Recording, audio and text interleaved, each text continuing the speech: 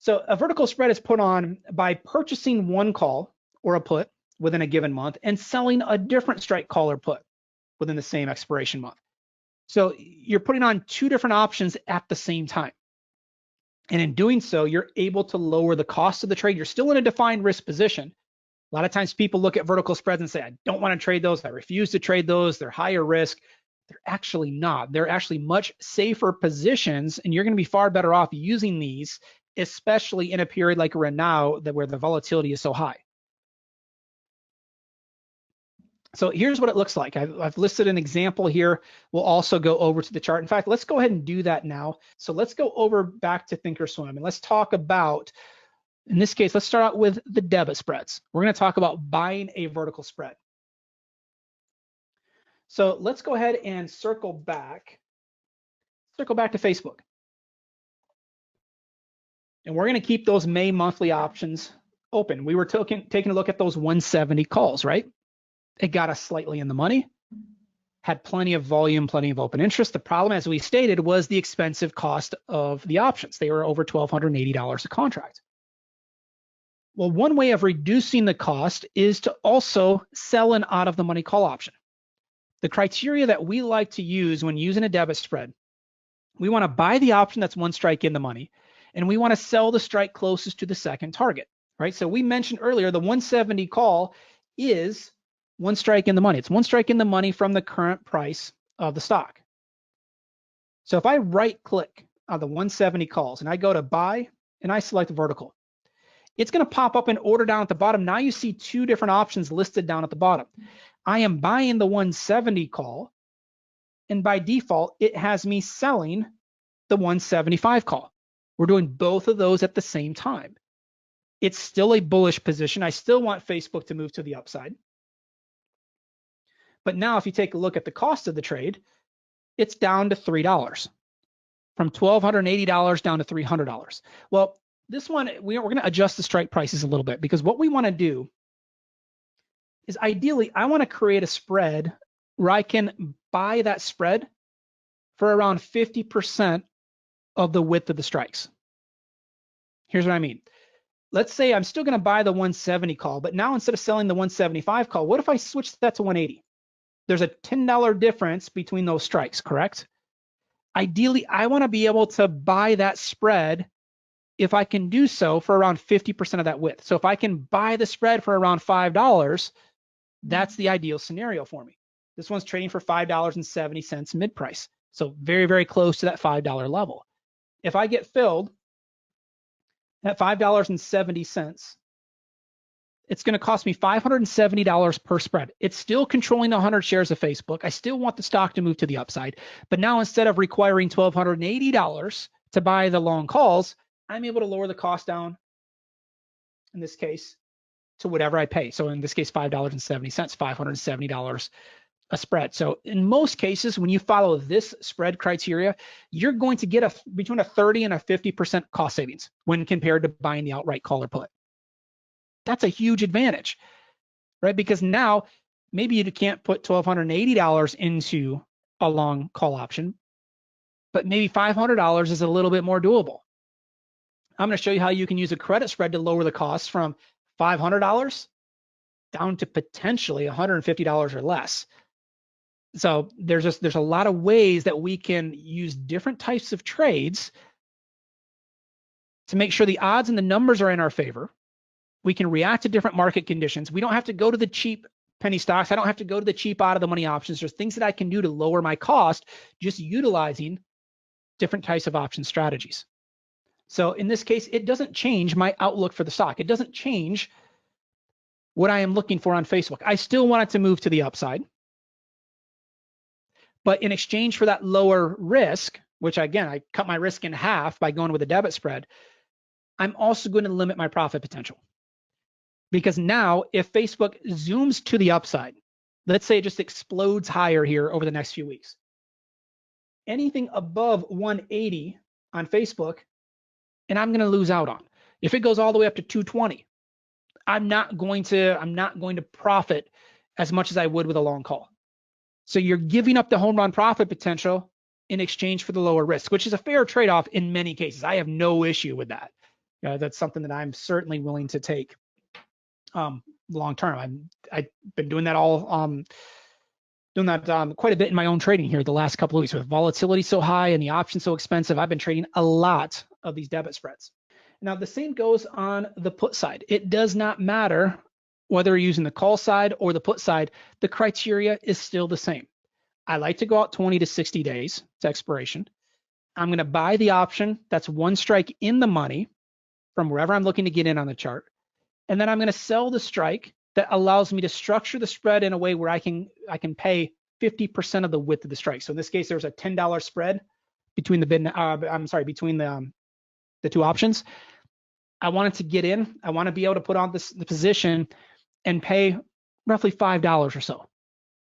Anywhere around that level would give me a favorable risk reward on the trade. Now, I mentioned that you do give out some profit potential. How significant is it? My initial target zone, anytime that I'm buying an option, is 100% return. With a debit spread, my returns are typically a little bit lower. You're typically going to be in that 50 to 80% range. So you're going to give up some profit potential. It's a much higher quality position. You're just going to give yourself a little bit more forgiveness when using the spreads. So if I go over to the chart on Marriott, symbol MAR, again, we know what the market has done here recently. It was just a complete bloodbath on the downside for many products. And what we did on Marriott, get my notes out here so we can take a look. So once we saw price action go from bullish to bearish mode, right? We saw the sentiment indicator down at the bottom flip from green to red. We came in and we took a look at buying some long puts. The problem with buying the long puts is they were incredibly expensive. You're talking in many cases on these $100 stocks, you're talking about, in this case on Marriott, you're talking about potentially between $500 and $800 a contract, or maybe even more. Well, we came in and we bought the put spread. We paid $2.70, so we spent $270 per spread. Very reasonable, right? We got the move to the downside, the exact move that we wanted. Anytime that you are buying a put or buying a put spread, it's a bearish outlook. We want that stock to move to the downside. As long as it does, which it did here on Marriott, we were able to book the profit. We booked a $205 profit per spread. That was a 76% return. And remember, a lot of these holding times, anywhere from a couple of days on out to a couple of weeks. Now, the beauty of taking this approach, number one, we're starting to build our toolbox. Now we've got long calls and long puts available to us. Now we've added in the debit spreads. Tomorrow we're going to add in the credit spreads. So now we've got 2 of 3 strategies that we want to add. We've got them added to our toolbox. It's going to start to give you more flexibility. Also, we're starting to establish a diversified list of products. We've talked about Facebook. We've talked about Marriott. We talked about FAS. It does not matter the product that we look at. The criteria is always the same. Notice when I have gone, when I go over to a trade page of Facebook, I am not going to the options that look attractive based on price. I'm not going to the options that look like I can afford those options. I am trying to structure the trade in a way that's going to put the numbers and odds in my favor. That's the big difference. That's the missing piece for so many people. When I first started trading, I know it was a big issue for me. I would go buy the options that were super cheap, just place a bet, and then I'd sit there and scratch my head, why my account was just getting hit month in and month out.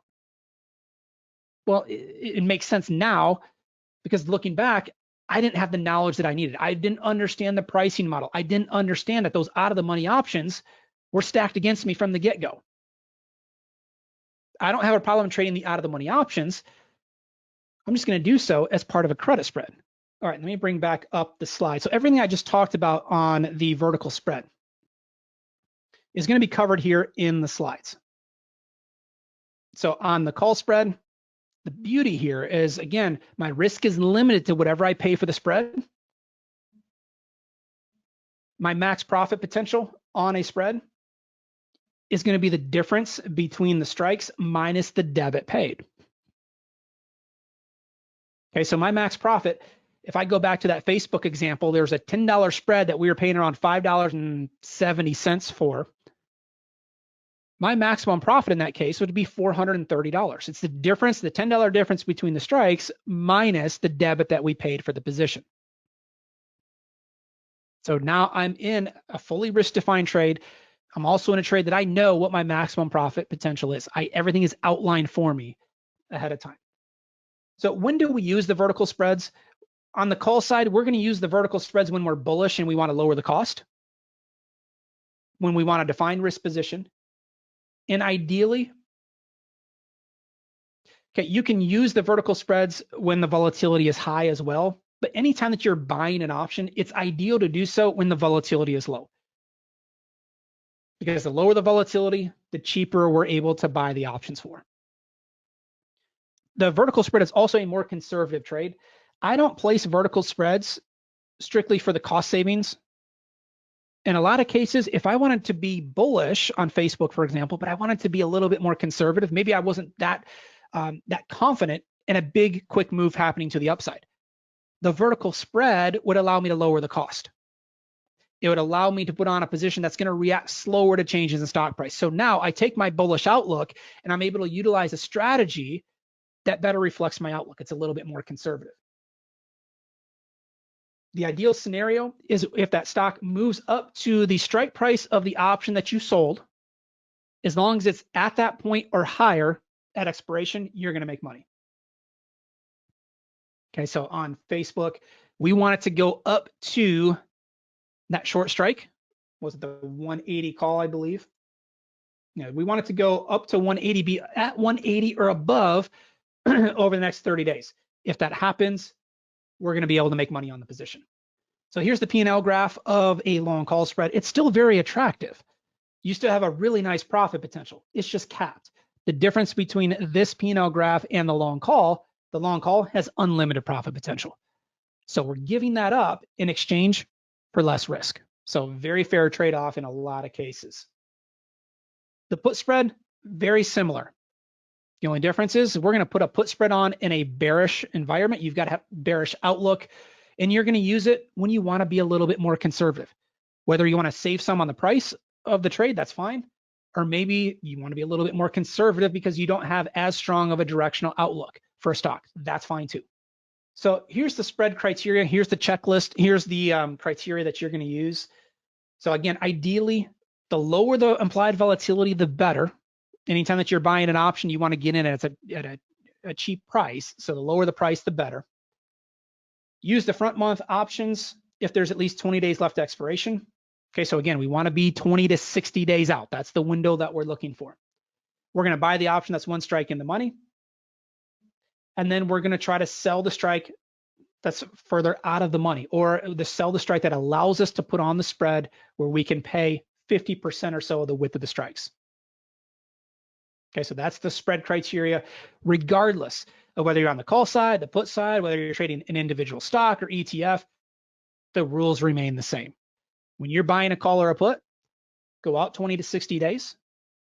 Make sure those options have enough liquidity, ideally 30 times the number of contracts you're looking to trade. And then you're going to try to buy the option that's 1 to 2 strikes in the money from the entry point on the chart. That's the same criteria that we use for any stock or ETF.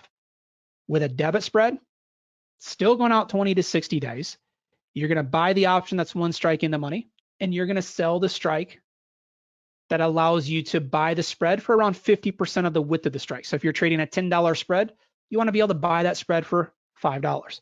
If you're trading a $5 wide spread, you want to buy that spread for $2.50.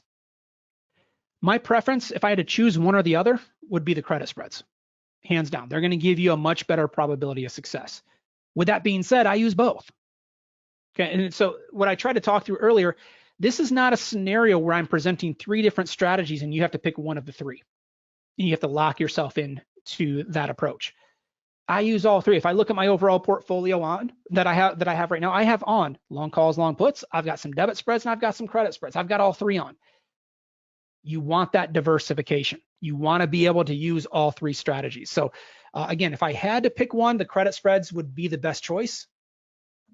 They're going to give you the most flexibility, but I do like to use a mix of all the strategies. We sell a vertical spread. If we sell a credit spread, the reason why I love these types of trades is they give us multiple ways of making money on the position. So we can actually make money in all three possible market moves, up, down, or sideways, as you'll see in just a moment. And we're putting time decay in our favor. We talked about time decay as being one of the inputs in the pricing model of an option. Talked about that yesterday. That time decay is now all of a sudden helping us with a credit spread. Finally, we make money if volatility decreases. So we're actually stacking the deck in our favor, giving ourselves 5 ways of making money on the trade instead of 1. As a result, you're going to have a higher winning percentage. Yeah, you're going to have a lower profit potential, but it's a fair trade-off in many cases because you do have so many factors working in your favor. So again, the debit spreads will give you a lower probability of success, but a higher potential return. The credit spreads, on the other hand, will give you a higher probability of success, but a lower potential return. So when do you buy a spread? When do you sell a spread? You're going to want to buy the spread, ideally when volatility is low. When volatility is low, the options are cheaper. So we can put on those positions for a lower cost. It doesn't mean you can't buy a spread in higher volatility. You certainly can do so. It's the ideal scenario when volatility is low. And we also will use these types of trades when you want to take a directional bet with lower risk. You would look to sell the spread ideally when volatility is high. When volatility is high, the options are expensive. Anytime you're selling anything, whether it be an option, your house, a car, you want to get the highest price possible. And when volatility is high, the options are more expensive. That's going to allow us to put on a credit spread with a better profile, with a better chance of success. Every day that you have an option position on, there's some value coming out of those options. It's known as the theta or the time decay. And over time, that time decay picks up. It moves in a non-linear fashion. So the closer we get to expiration, that time decay continues to increase every single day. If you're a buyer of an option, that's a negative. The time decay is hurting you. As the seller of an option, this whole graph here is moving in our favor. That time decay is helping us every single day. So that's what we're looking to take advantage of. We're looking to take advantage of this curve falling off a cliff that last couple weeks before expiration.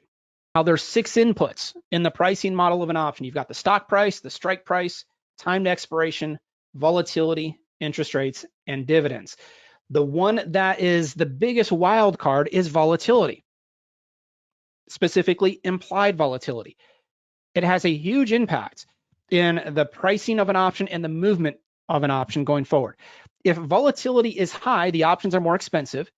And if volatility contracts, if it moves lower, it's going to cause those options to lose value. Well, historically, when we get volatility to spike, we're in one of those stretches now, we don't typically see volatility stay high for all that long. It'll typically stay elevated for a couple days and out to a couple weeks. This is one of those historic stretches where it's been high for the last month plus. But in most cases, when volatility spikes, oftentimes it's overstated. And they pump a bunch of fear into the market. Once that fear subsides, that volatility is going to contract. It's going to move right back down to a more normal range. And as that happens, if we sell a spread, we can benefit from that volatility contraction. The bell curve, and I'm going to simplify this as much as I possibly can. And again, I'm only going to cover this for a couple of minutes. The bell curve takes a look at the statistical side of things, and we take a look at all of the occurrences that can take place. In this case, all the occurrences of the stock price movement. So we take a look and we see that 68.2% of the time. Okay, so you've got 34.1% here on the left side. You've got 34.1% on the right side. That's telling you that 68.2% of all occurrences will fall inside of a range. Stocks stay inside of a defined range a good majority of the time. However, you've got these wings here on the upside and the downside. What that's telling you is that even though it's not probable, there's still cases over time where stocks will start to move and they're going to reach either overbought or oversold levels. So if I go to the upside, if a stock breaks higher and it starts to get to a 1 standard deviation move, well, I know that a stock falls between a 1 and a 2 standard deviation move on the upside, only 13.6% of all occurrences.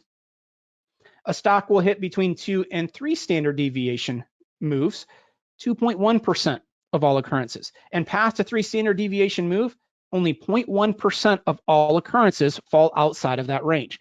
What that means to me is if we start to see a big market move, in this case right now, the last couple of weeks, the market's been on a phenomenal move off of the lows. Specifically, the tech sector has been on a tear. And a lot of those stocks have quickly gone from oversold to overbought. A lot of those stocks are approaching between a 1 and a 2 standard deviation move on the upside. So I know the potential is there that those stocks could continue to move higher, but only 13.6% of all occurrences will fall outside of that range. I mentioned yesterday, everything that we do is numbers based.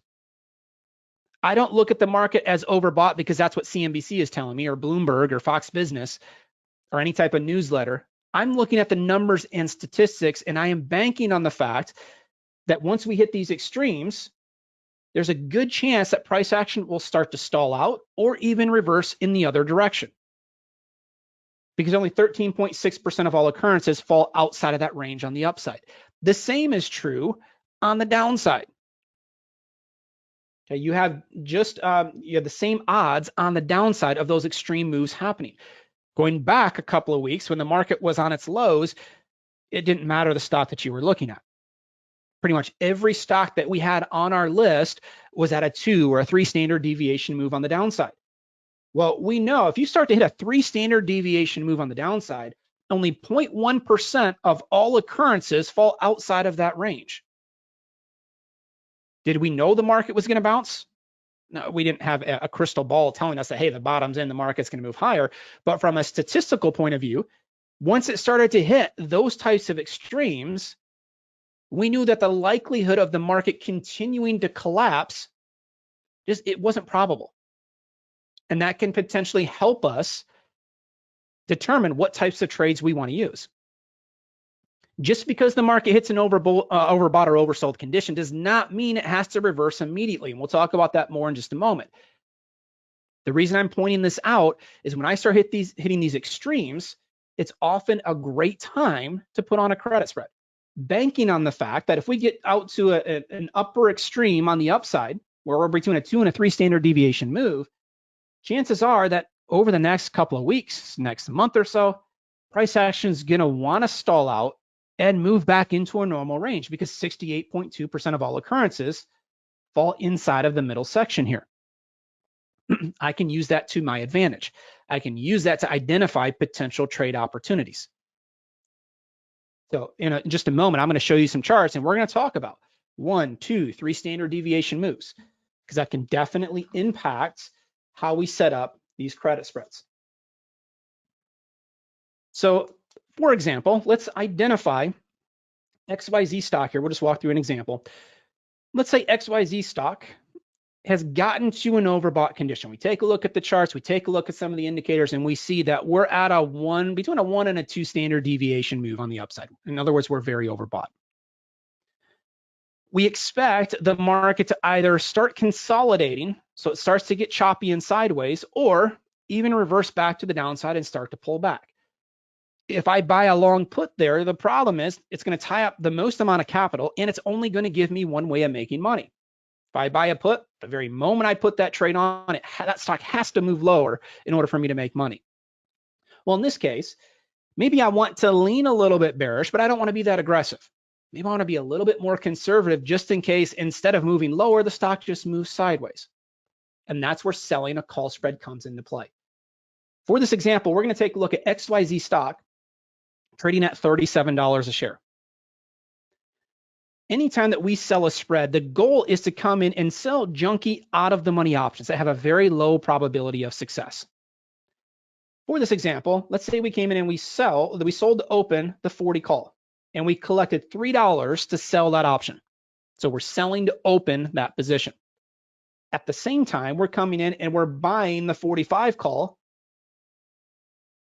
for $1. Doing so allows me to collect $2 on the spread. I'm collecting $2 up front, or $200 per spread. Whatever I collect to put that trade on is the most I can make on the position. So $200 per contract is the most that I can make. My risk is the difference between the strikes minus the credit received for selling the spread. There's a $5 difference between the 45 and 40 strikes. We're collecting $2. So now I've got a $3 maximum loss on the trade. So I'm risking $3 to make 2. I'm risking more than my maximum profit potential. Why would I do that? The reason why I'm willing to accept that ratio is because we have 5 ways of making money on the position. My break-even point would be at $47. Where does that number come from? It takes the 45 strike of the option that I'm selling, and we're adding on the $2 that we're collecting to put the position on. I don't care if that stock moves up, down, or sideways. As long as it stays below 47, I get to make money. Remember, we identified this as an overbought stock. We've hit an extreme. Doesn't mean it can't move higher. It just means it's not statistically probable. So now we've got a little bit of a cushion here. If it just continues to drift higher a little bit longer, we're okay with that. The only move that hurts us is a big move higher above 47, which is not something that we're expecting because the market has already hit an overbought condition. So we also make money if time decay adds up. Every day that passes, that helps us. And then we make money if volatility decreases. So now I give myself 5 ways of making money on the position. We're going to use this type of a trade when we're bearish, when we want to lower the cost. Keep in mind, we are going to have a limited profit potential. If you put on a short call spread and the market completely falls out of bed, you know what your maximum profit is. Whatever you collected to put on that spread, in this case, $2, that's the most I can make. So you are going to give up that home run profit potential in exchange for the higher winning percentage. Where do you want the stock and ETF to finish? Ideally, you want it to, in this case, when we're selling a call spread, I want that stock to move lower. As long as it stays below the strike price of the option that I sold, we're good to go. The further it moves to the downside, the faster I get to make money. I don't need a big move lower. If it happens, great. If we just move sideways, I can make money there as well. I just have to be more patient. I've got to wait longer for that time decay to continue adding up in my favor. So here's the P&L graph of a short call spread. You can see it is a defined risk trade. We know what our maximum loss is. You can see that on the downside. We also know where our profit is capped on the upside. So it's a very good looking P&L graph, especially when you take into account the multiple ways that we have of making money on the position. Okay, so let's go over, let me go to the criteria. Before we talk about a put spread, let's talk about the credit spread criteria here first. We want the IV, the implied volatility. Ideally, we want it elevated. Minimum criteria is in the upper 30s, the IV percentile in the upper 30s or above. If it's at the 50th percentile, that's great. The 50th percentile acts as a magnet. And I'll talk about that in just a moment. If volatility is high and it gets above 50, it typically likes to decrease. It starts to gravitate back towards the 50th percentile. If it's low, if it's well below the 50th percentile, over time, it's going to want to gravitate back towards 50. That's the midline there that we look at to determine whether volatility is high or low. Like we talked about yesterday, our sweet spot as far as time left expiration, we'd like to use the options that have between 20 and 60 days left. That's our sweet spot. It could be a weekly option that has a couple weeks left expiration, or it could be a monthly cycle. And then the key here is we want to sell a spread and we want to structure the trade where we can collect between 30 and 40% of the width of the strikes. For example, if I'm trading a dollar wide call spread, I want to be able to collect between 30 and 40 cents. If I'm trading a $10 wide spread, I want to collect between $3 and $4. It doesn't matter if it's an individual stock, if it's an ETF, doesn't matter if it's a tech name, a financial name, the criteria is always the same. And then once we're in the trade, The only way that I can book my maximum profit potential is if I hold all the way to expiration. That's not something I like to do. I like to close these trades out when I can keep between 50 and 75% of my maximum profit potential. That allows me to book the profit, free up the capital for the next trade, and avoid that expiration week. Expiration week can be very tricky because everything starts to speed up. That's when the gamma risk is the highest. We talked about gamma yesterday. It tells us how quickly the options change or how fast they react to changes in stock price. And everything gets more sensitive during expiration week. If we can avoid that week, that's ideal. So let's go ahead and let's take a look. Let's take a look at a short call spread here. So let me load up Thinkorswim again. It doesn't matter to me what indicators you're using. There's literally dozens of indicators out there. We have a very specific set of criteria that we look for.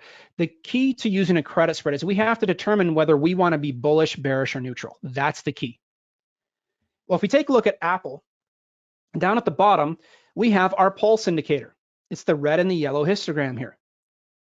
Notice how the yellow bars have plotted on the last 6 candles over on the right-hand side. What that's indicating is that price action is between a 1 and a 2 standard deviation channel move on the upside.